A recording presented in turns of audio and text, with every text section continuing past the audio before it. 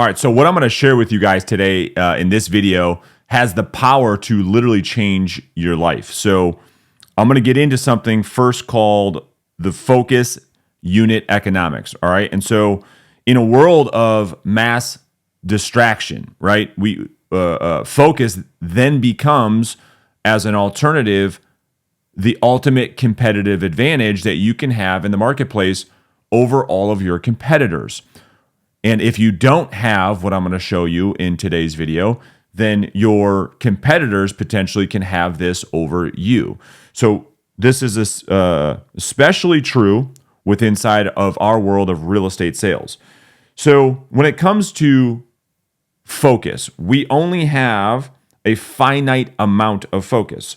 So for this video, let's just say you have 10 units of focus, and it's finite. That's all you have. You see, the reality is and I know because of the analytics, most agents watching content right here, when I go this deep, they don't even have the focus to get through the whole video, let alone what I'm going to show them in this video. But anyway, that's separate. So this is our units of focus. All right. So I'll show you what most do. And maybe you can relate to this, perhaps, and maybe you can't. We'll find out. So what most people do is they take their units of focus, and they're not consciously doing this. They just don't know what they don't know. 1, 2, 3, 4, 5, 6, 7, 8, 9, and 10. And they spread this out over 10 different strategies, tactics, tasks. You could call this strategy 1, 2, 3, 4, 5, 6, 7, 8, 9, 10. And because they only have a finite amount of focus, they are only able to move each one of these strategies only so far, because they're putting 1 unit of focus into 10 different things. Makes sense, right? Here's what the few do. So we'll say this is the 99% and this is the 1%. So they take all of their focus, 1, 2, 3, 4, 5, 6, 7, 8, 9, and 10, and they put it all into one thing. And rather than moving 10 different business initiatives, just one step forward within this, because here's the thing, right? So what's equal here is time. This is in the same time frame. One agent can move one initiative 10 times further in the exact same amount of time. So that's the way I think about the focus unit economics. So what? So you're saying, okay, yeah, I think I'm with you, Brandon. What are you getting at? All right, so let's talk about something. It's not about the number of hours in which we work, right? We know that the time allotted for work expands the actual work that we do. And so for most of you real estate agents, we almost feel like we're working 24 hours a day, 7 days a week, 365. Yet most of us, if we're being honest, aren't where we want to be. So how is it that we can always feel like we're working, always feel like we're grinding, and not make any forward progress to the goals that we've set? Well, it's because of the focus that we just talked about. All right, so let's look at the inverse of that then. Let's just say that rather than feeling like you're working 10, 12 hours a day, 7 days a week, I want you to just look at this really quick. I want you to look at a world where you just focused 3 hours per day. We'll go 3 hours per day on one task. And it could be many, many things, but I'm going to use the world in which has served me so well. And we're going to look at that task as sales prospecting. So this means that you're actually spending 3 hours per day initiating conversation. You are initiating conversation with prospects. So that means phone calls, door knocking, direct messaging, sending potential emails, and texting, right? So you're calling, you're texting, you're door knocking, you're sending private messages, and you're sending out emails. You're the one playing offense. Now, most of you say, dude, I am already doing that. Well, some of you are saying that. But let's just talk about that for 1 second. So some of you are saying, okay, I start at 8, right? And I go to 11, and I'm prospecting there. I'm doing that 5 days a week. Okay, here's what we got to look at. Inside of the 3 hours, we just talked about focus. Most of us, if we use the stopwatch strategy, and we say, okay, of the 3 hours, of the 8 to 11, you give yourself time where you're actually doing the task of sales prospecting. Most of you come far short of 3 hours of the task because of all the distractions, right, that we let into the world. So we probably end up with maybe 1.5 hours of actual time on task. So we're talking about the assumption that you're actually spending 3 hours on a stopwatch, right? So every time you're making a phone call, you actually get time that you can count towards your 3 hours. We're talking about 3 hours of focused time. Well, let's look at some realities, okay? I've tracked this for years, both in my own business and with the agents that I've coached. Thousands of agents analytics that I have access to, okay? So I'm going to give you some averages, all right, for us to look at. So let's talk about average KPIs or key performance indicators, okay? These are just averages, all right? So we know that we'll just say contacts per hour equals 7. We also know that in order to get a lead, contacts per lead generated is 10%. We know that our lead to appointment set is about 25%. And we also know that our appointment set to met ratio on average is about 70%. And we know that our met to taken ratio, the amount of appointments you go on and the amount of listings you actually take, we're just going to say average is 50%. Okay, now stick with me on this. These are all averages, right? These are all averages. Let's do something fun here. This is the power of this video that I want to share with you guys, all right?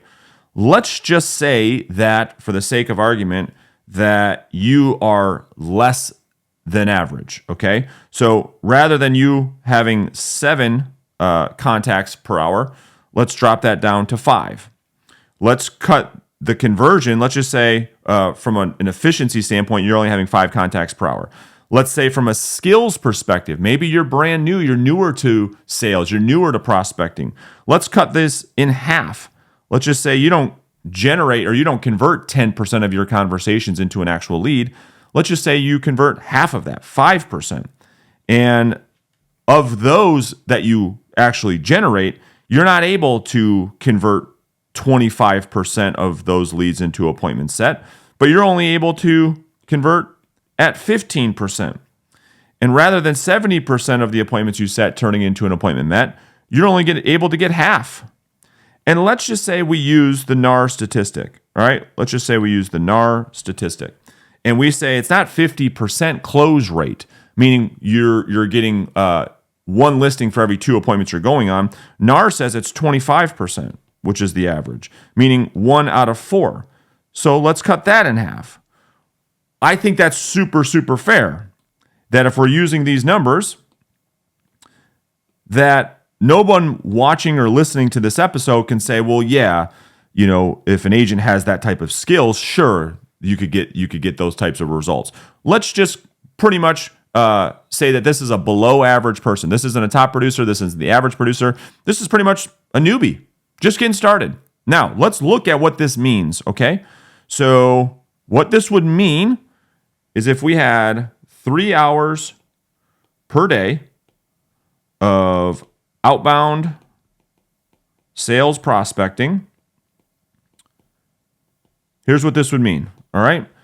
This would mean that every day that we would have, well, we can do some simple math. Some of this might get a little bit more complicated, but I will do the math on my calculator with you guys. So 3 hours per day would equal 15 conversations, right? Is that fair? Now, of the 15 conversations, we should say, okay, how many leads would we get? Well, 15 times 5%, we would get almost 1 lead per day. Okay, fine. And then we can say, okay, well, what does this look like? So this is daily. All right, this is daily. So then we can start to say, okay, well, what does this look like every week? Let's just do the math. So if we had 15 conversations per day, and let's just say you just do this 5 days a week, you're going to have 75 contacts or conversations per week. Okay, fine. How many leads would you generate? Well, we said it's 5%, right? So you'll end up with about 4 seller leads per week. Okay, so far so good. So of those leads, we said that 15% would turn into an appointment set, right? So what that actually does mean is that you need about 5. So 5 times 0.15. Yeah, so times 0.15. Yeah, so you're going to need about 6. So 6 leads in this case to set 1 appointment. Okay, so every week and a half, if we look at this monthly now, make this even easier. If we just look at this every month, here's what the numbers look like. So 75 contacts times 4 weeks, we get 300 contacts. We get 300 contacts, right? We get 300 times just 5%, only 5% actually turn into leads. So you get 15 leads per month times, what do we say the conversion was? 15%. Means that you're going to set between 2 and 3 appointments set, right? And then we said half of those would turn into actual appointments. So you're going to go on 1 to 2 listing appointments per month. And then we said that you'd get 25%, right? So we need 4 appointments to equal 1 listing taken, right? So you need about a month and a half. So every month and a half, you would take 1 listing. Again, these are just brand new numbers. Okay, so let's just see what that looks like. So if we said, okay, every other month, because you're going on 2 listing appointments per month. So that is 4 every other month, which equals 1 listing. That means you would get how many listings over the course of a year? Well, we'd get 6 listings in our first year of doing this. Okay, fine. Let's look at this. So the average price in the country now is about $375,000. So this would be about $2.2 million in sales volume. Okay, perfect. Let's just look at what that means then. If we say, okay, on $2.2 million of sales volume, we say, okay, 2.2 million, and we times that by 3% commission. Let's pretend you don't actually double end any of those. What does that look like? So, well, let's see. Times 3%. That would equal $66,000 in commission. We know the average agent right now makes $45K. So worst case scenario, you make $66K your first year. Perfect. Okay, fine. Let's look at what happens now in year 2. All right. So that was year 1. This is year 2 of doing this. Again, you're not working any harder. You're just working 3 hours per day on your one task of outbound prospecting. Now, huge caveat, huge assumption that you do this every single day. You have nights and weekends off. You have vacation time. You have sick days. You have days where you have a case of the fuck-its and you don't feel like doing it. So we're assuming that you do this 240 times per year. So out of 365 days of the year, only 240 you actually do your 3 hours of prospecting. So we just walked through what year one looks like. Okay. Now we're going to look at year two, which is when conversions go back to the averages, because now we've got a pipeline that actually that we've built over the course of a year, and that pipeline is starting to mature. So let's just look at this from year two's perspective. Okay. So now we're going to use the average KPIs. All right. So we know that 240, we said, okay, here, let's do this. So you got 240 days that you've done this. I'll make this super, super clear for you. We said that you're going to do this for 3 hours a day, right? So that's 720 hours of prospecting in your second year. And we said that you'd get 7 contacts per hour, right? So this is 5,040 contacts in your year two, right? These are just the averages, okay? This is just averages. This is, we also said that this is 7 per hour. And 10% of those would turn into leads. So you get 540 leads in your second year. This is simply 10%. And we know that from those leads that you generate, if you look back up to the KPIs that we did earlier in the video, average is 25%, right? We've tracked this with thousands and thousands and thousands of agents. So 504 leads times 0.25, this would be 126 appointments set. That's 25%. Okay, not all of those appointments are going to turn into appointments set, but we know that, again, if we just go back to our average KPIs, that 70% turn into an appointment met. So 126 times 0.7, 88 appointments met, right? This is 70%. And then we know that you're not going to take all of those. In your second year, you should be able to convert half of those. Now, look at what's happening. 44 listings taken. Mind you, this is in year two, my friend. Year two. In your second year, to take 44 listings in your second year, this is what can happen from the power of focus. 720 hours. It was the same amount of time you spent in your first year. It was the same number of conversation. Now that your skills are growing, right, and it's this, you're spending more time on task, you start to convert. Not crazy. There's agents that convert even better than this. These are just average. So you have 5,000 conversations. 500 of those turn into an actual opportunity for yourself. Through follow-up, right? If you have 504 people, through follow-up, 25% of those people will turn into an appointment set. 70% you'll actually meet with, and you'll get half. Okay, fine. Let's just say that because you're taking so many more listings now, that not all of them actually sell, but 80% is what we see across the board. So let's say 35 actually sell. And we're using $375 as the average price. In an agent's second year, they could do $13 million in sales volume times 3% in commission, right? Well, I don't know about you, but the math is $396,000. Doing work, of focused work. Now, there's a lot of caveats here. There's a lot of assumptions. I can just hear you. Yeah, but.